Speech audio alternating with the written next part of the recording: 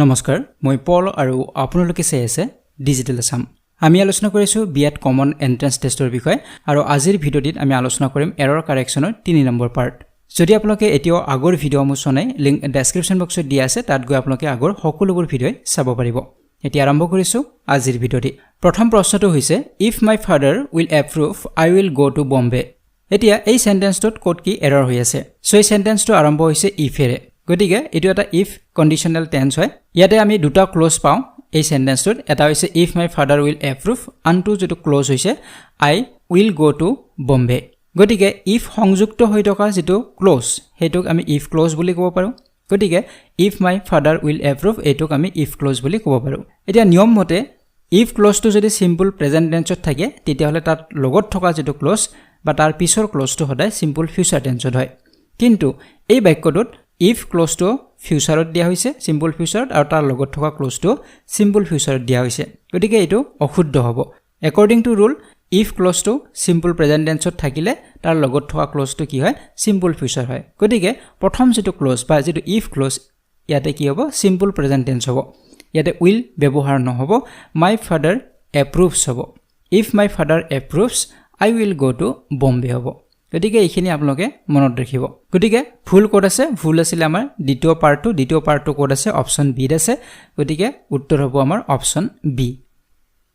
এতিয়া আহিছো question number 2 লৈকে the weather of the new place did not suit Ravi so এটা কোৱা হৈছে যে নতুন ঠাইখনৰ যেটো বতৰ এটো ৰবিৰ লগত মিলা নাছিলে বা উপযুক্ত নাছিলে সেই বতৰটো তো এতিয়া ইয়াত কোড কি এৰৰ হৈ আছে সো আমি যদি চাও বাক্যটোৰ প্ৰথম যেটো পাৰ্ট এই পাৰ্টটোৰে এৰৰ হৈ আছে কাৰণ ইয়াত উল্লেখ কৰা হৈছে দা ওয়েদাৰ তো ওয়েদাৰ আৰু যেটো ক্লাইমেট এটো সম্পূৰ্ণ বেলেগ বেলেগ হয় ইয়াতে আমি ব্যৱহাৰ কৰিব লাগিব ক্লাইমেট ব্যৱহাৰ কৰিব লাগিব সো ক্লাইমেটে কি বুজায় জেনাৰেল এনভায়ৰনমেন্টাল কন্ডিশনক বুজায় ক্লাইমেটটোৱে আৰু ওয়েদাৰ বুলি কোৱাৰ লগে বতৰ বুলি কোৱাৰ লগে climatic condition of a particular day বুজাব এটা নিৰ্দিষ্ট দিনৰ ক্লাইমেটিক কন্ডিশনটো কেনে ধৰণৰ হয় হেতুকে আমি বতৰ বুলি কওঁ কাৰণ বতৰ আমাৰ বেলেগ বেলেগ হয় ডাউৰিয়া বতৰ ফৰকাল বতৰ গৰমৰ বতৰ বৰখুণৰ বতৰ এনে ধৰণৰ আমাৰ বতৰবিলাক সলনি হৈ থাকে গতিকে পাৰ্টিকুলাৰ ডে এটাত যেটো ক্লাইমেটিক কন্ডিশন হয় হেতুক আমি বতৰ বুলি কওঁ কিন্তু এনভায়ৰনমেন্টাল যেটো কন্ডিশন হয় এখন ঠাইৰ হেতু ক্লাইমেট বুলি কোৱা হয় গতিকে ক্লাইমেট ডেইলি চেঞ্জ নহয় গতিকে আমি এখন নতুন ঠাইত যেতিয়া যাওঁ তাৰ যেটো ক্লাইমেটটো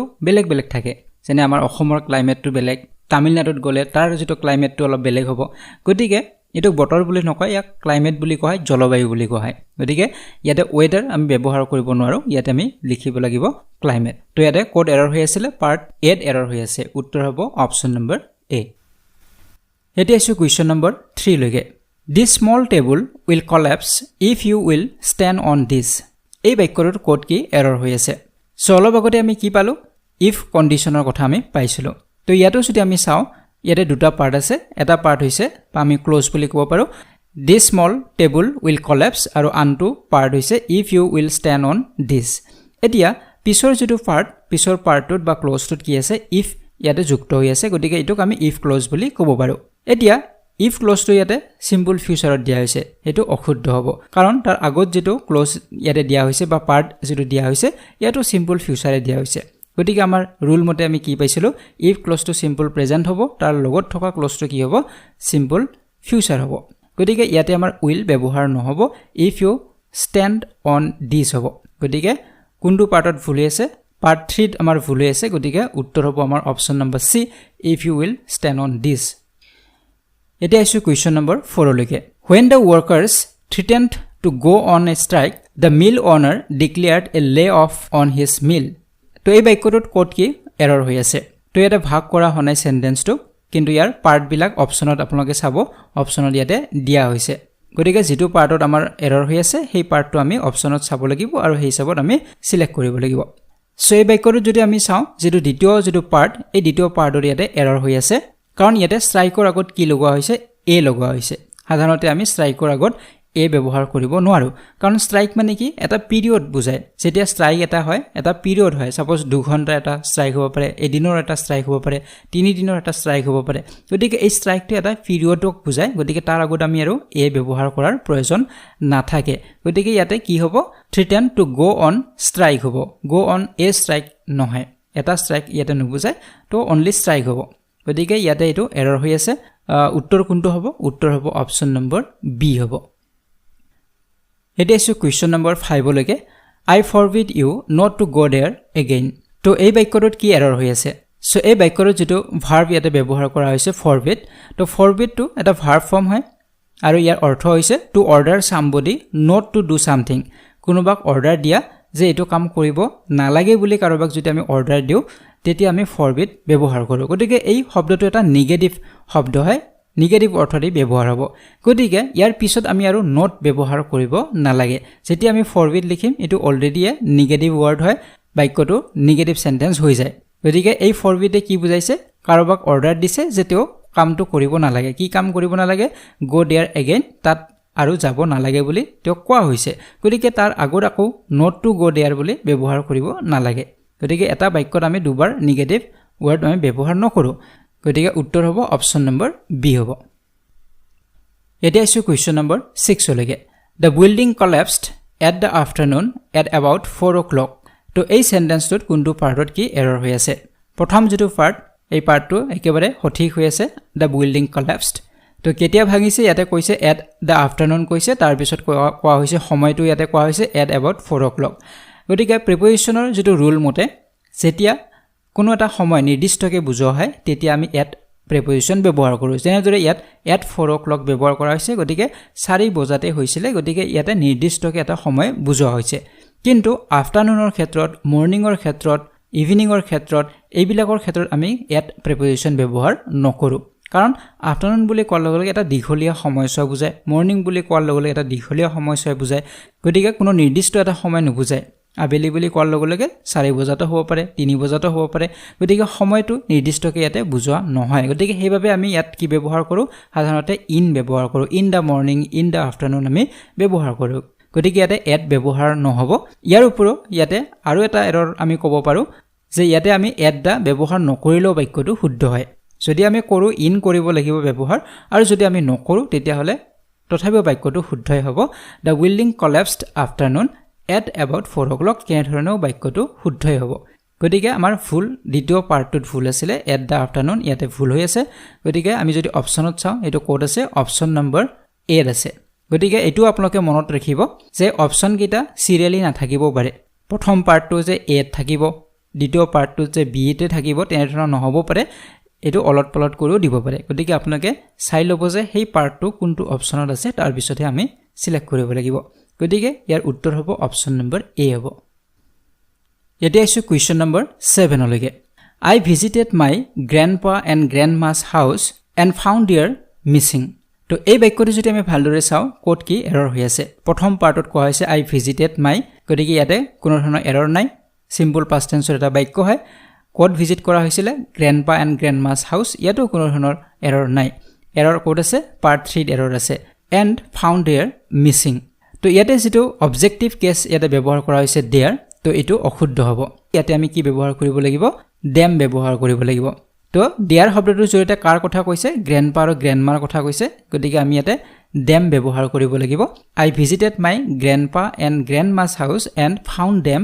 missing যে হিয়তক মই মিসিং পাইছিল হিয়তক মই পোৱা নাছিল এতিয়া উত্তৰ কোনটো হ'ব আমি যদি চাও অপচনত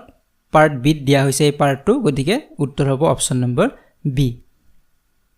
এতিয়া আছে কুৱেশ্যন নম্বৰ 8 লৈকে everyday new inventions is made for the good of humanity এই বাক্যটোত কোড কি এৰৰ হৈ আছে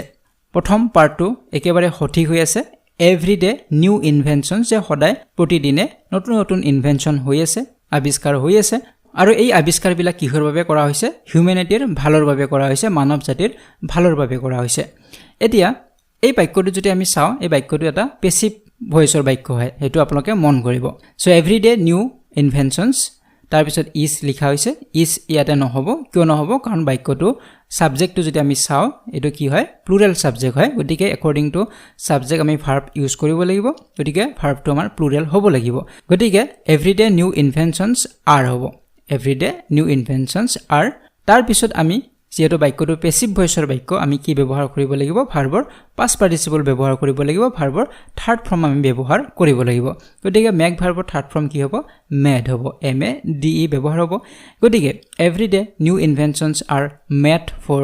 দ্য গুড অফ হিউম্যানিটি হ'ব গতিকে উত্তৰ কোনটো হ'ব অপচন নম্বৰ এ হ'ব কাৰণ অপচন নম্বৰ এ আছে ইজ মেক গতিকে ইয়াতে আমাৰ এৰৰ হৈ আছিল এতিয়া আছে কোৱেশ্চন নম্বৰ 9 লৈকে she always fed her children before she fed her dog so ইয়াতে কোৱা হৈছে যে তাই সদায় কুকুৰক আহাৰ দিয়াৰ আগতে নিজৰ ল'ৰা ছোৱালীকেইটাক আহাৰ দিয়ে বা খুৱায় এতিয়া এই বাক্যটোত কোড কি এৰৰ হৈ আছে প্ৰথম পাৰ্টটো একেবাৰে সঠিক হয় she always fed তাৰ পিছৰ পাৰ্টটোত আমাৰ কি হৈ আছে এৰৰ হৈ আছে কোড এৰৰ হৈ আছে চিলড্ৰেন যেটো শব্দ ব্যৱহাৰ কৰা হৈছে ইয়াতে আমাৰ এৰৰ হৈ আছে কাৰণ ইয়াতে চিলড্ৰেনৰ লগত কি ব্যৱহাৰ কৰা হৈছে s ব্যৱহাৰ কৰা হৈছে আমি চিলড্ৰেনৰ লগত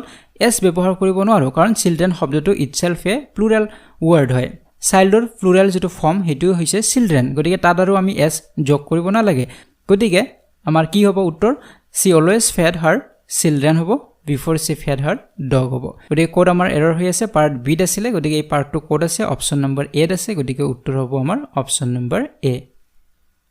এতিয়া আছে আজিৰ ভিডিঅ'টিৰ শেষৰটি প্ৰশ্নলৈকে question number 10 she walked in the room where the murder had taken place ইয়াতে কি কোৱা হৈছে যে তাই বা তেখেতে ৰুমৰ ভিতৰত প্ৰৱেশ কৰিছিল য'ত মাৰ্ডাৰ হৈছে সেই মাৰ্ডাৰ হোৱা ৰুমটোৰ ভিতৰত প্ৰৱেশ কৰিছিল এতিয়া ইয়াতে আমি যদি চাও ইয়াতে কোড ভুল হৈ আছে ইয়াতে প্ৰিপজিশনত ভুল হৈ আছে যেটো প্ৰথম পাৰ্ট ইয়াতে যেটো প্ৰিপজিশন ব্যৱহাৰ কৰা হৈছে ইন ইয়াতে ভুল হৈ আছে তো ইয়াতে আমি ইন ব্যৱহাৰ কৰিব নোৱাৰো সাধাৰণতে আমি ইন দা ৰুম যেতিয়া ব্যৱহাৰ কৰো তাৰ মানে আমি অলৰেডি সেই ৰুমৰ ভিতৰত আছো হেতু বুজোৱা হয় I am in the room that means মই অলৰেডি ৰুমৰ ভিতৰত আছো কিন্তু যেতিয়া এজন মানুহ বাহিৰৰ পৰা ভিতৰত সোমোৱা কথাটো বুজাব তেতিয়া আমি ইন ব্যৱহাৰ কৰিব নোৱাৰো তেতিয়া আমি ব্যৱহাৰ কৰিব লাগিব ইনটো গতিকে ইয়াতে বাক্যটোত কি কোৱা হৈছে য'ত মাৰ্ডাৰ হৈছে যেটো ৰুমত সেই মাৰ্ডাৰ হোৱা ৰুমটোৰ ভিতৰত তাই প্ৰৱেশ কৰিছিল বা সোমাইছিল সেই কথাখিনি বুজোৱা হৈছে গতিকে সোমোৱাটো যেতিয়া বুজা হ'ব তেতিয়া আমি ইনটো ব্যৱহাৰ কৰিব লাগিব গতিকে ইয়াতে হ'ব walked into the room হ'ব